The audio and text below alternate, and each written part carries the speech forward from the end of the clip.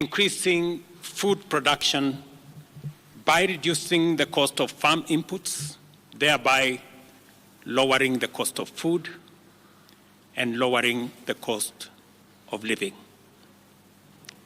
We have stabilized the economy by preventing what was an imminent debt default. We have stabilized fuel prices, lowered inflation to an all-record low of 4.6%, and we have stabilized the foreign exchange regime. We have implemented radical changes in the education sector, including resolving the CBC question. We have rolled out a new student-focused higher education funding model that has special emphasis on making sure that children from vulnerable families have the requisite support in their education. We have also improved the student-teacher ratio in both our primary and secondary schools by hiring an additional 56,000 teachers and also hiring an additional 2,000 tutors for our TVET institutions. We have equally resolved bottlenecks in cash transfer program to vulnerable Kenyans, including orphans, people living with disability, and the elderly. We have not only brought on board more beneficiaries, but in keeping with the promise that we made, it is now not the case, as it was in the past, that these vulnerable Kenyans have to wait for months. Now their stipends are paid as salaries of public servants are being paid. We did roll out the Hustler Fund that today it's 2 million Kenyans. And we have 7 million Kenyans who had been denied access to financial services by credit reference bureaus. They are now off the blacklisting roll.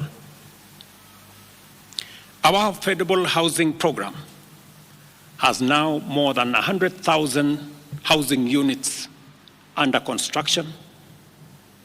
The first cohort I will be launching in a couple of months to new homeowners. And we have 160,000 young people across Kenya that are employed under this program. To expand manufacturing, value addition, and agro-processing as a key contributor to job creation, 18 county aggregation and industrial parks and 6 new special economic zones are under construction across Kenya. And at the same time, we have 200 fresh produce markets that are at various stages of construction to support our farmers with access to markets for their produce, in keeping with the commitment we made to our mama mbogas. To accelerate manufacturing, last year we imposed levies on importation of clinker that can be manufactured in Kenya. We made a saving of Kenya shillings 20 billion in foreign exchange as imports of clinker dropped to almost zero. We also imposed levies on imported steel billets. And today, we have 11 steel factories that 6 years ago were closed.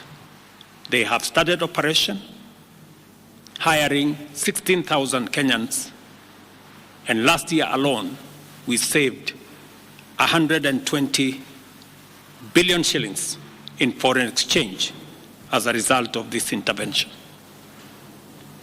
Our digital transformation agenda is also on course with 17,000 government services online, while we have 274 digital hubs across Kenya with 152,000 students and digital workers in our TVETs and also in digital hubs in different parts, up and running and giving young people an income.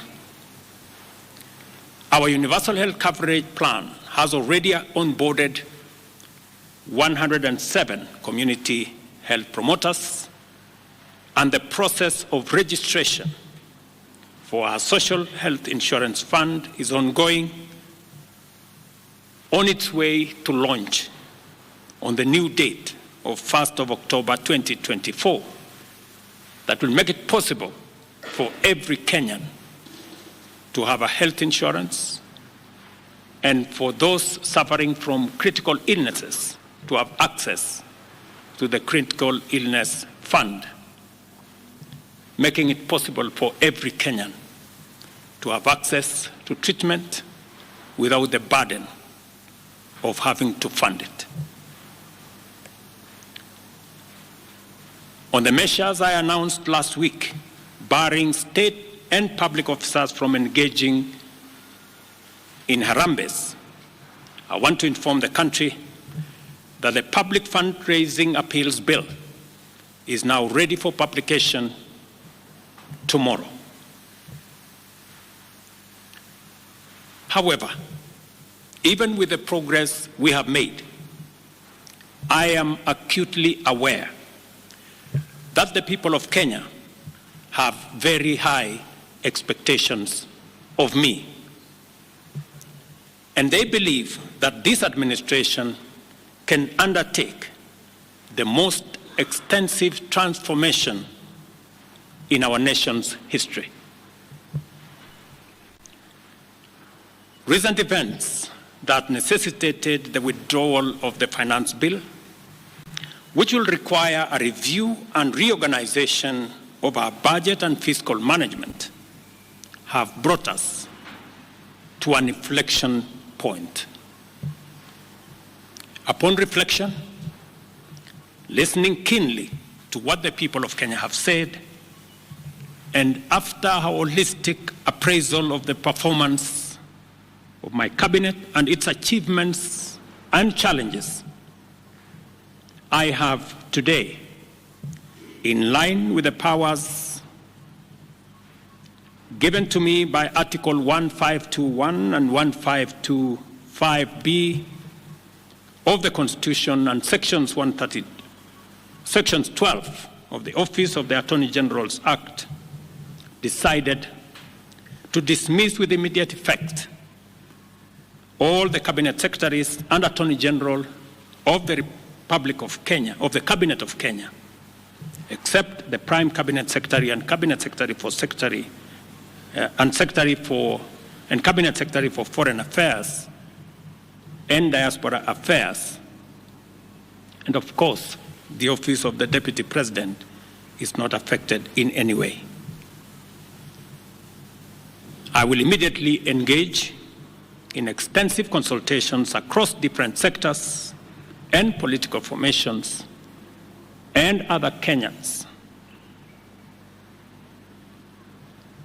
both in public and private, with the aim of setting up a broad-based government that will assist me in accelerating and expediting the necessary, urgent, and irreversible implementation of the program that we have, including other radical measures and programs to deal with the burden of debt, to explore raising domestic resources and revenues, expanding job opportunities,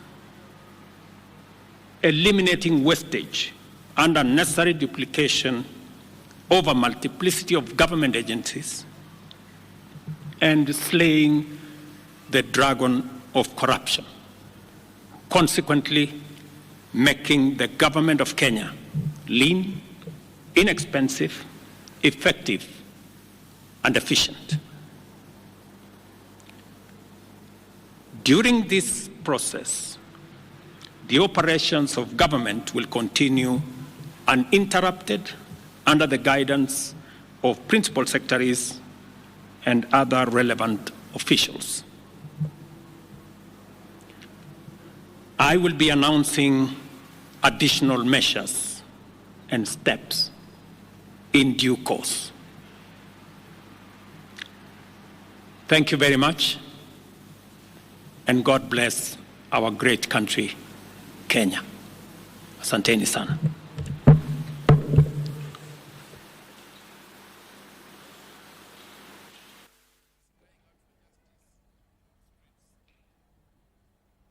Well, if you're just joining us, that is breaking news all the way from State House Nairobi, where the president has just stated that he has dismissed all his cabinet secretaries and the office of the Attorney General until they can make a decisive decision in the coming days, except the office of the Prime Cabinet Secretary, who is led by Musalia Mudavadi, who also acts as the Diaspora Cabinet Secretary. And the secretary to the cabinet has not been affected as well. The president added further that the office of the deputy president has not been affected by this latest move. If you're just joining us, President William Ruto has dismissed all his cabinet secretaries and AG. He clearly stated that he will have to consult further to have a broad-based government in place to achieve radical measures that the government has been able to put in place, especially the austerity measures, and to what some of the protesters were demanding, they can be heeded as well. If you're just joining us, dear viewers, that is the latest news. He said that the broad-based government is set to achieve the radical measures that is set to tackle debt, raising revenue, eliminating wastage, corruption, and of course ensuring that the government will be living within its own means. We have breaking news there from State House Nairobi. The president clearly started when he was speaking on the achievements